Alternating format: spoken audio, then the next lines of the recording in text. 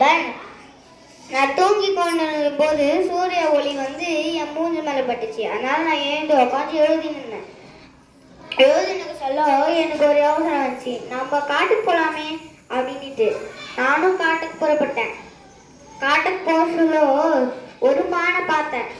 அந்த மான் மரத்தடி நிழல்ல நின்றுன்னு நின்னபடியே துள்ளி குதித்து விளையாடி இருந்துச்சு. சரி நானும் பக்கத்துல போலாமேன்னு போனேன். அப்போ அந்த மானு என்னை பார்த்துட்டு மின்னல் வேகத்துல ஓடிச்சு. நானும் பின்னாடியே ஓடினேன். காடு முழுக்க ஓடணும். அப்போது நான் சொன்னேன், நீ நில், நான் உன்னை எதுவும் பண்ண மாட்டேன், நான் உங்களோட நண்பனா இருக்கேன் என்று சொல்லிட்டு அந்த மானும் நின்றுச்சு. சரி நம்ம அப்புறமா பார்க்கலாம் அப்படின்னு சொல்லிட்டு நான் வீட்டுக்கு புறப்பட்டேன். போயிட்டதுமே வந்தேன்.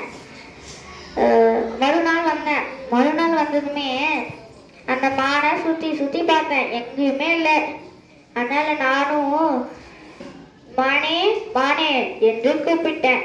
அந்த மான் எங்கேயுமே எங்கோ இருந்து புதரடியிலிருந்து வந்துச்சு. அப்புறமாட்டுக்கு மானும் மேலே ஏறி அமர்ந்தேன்.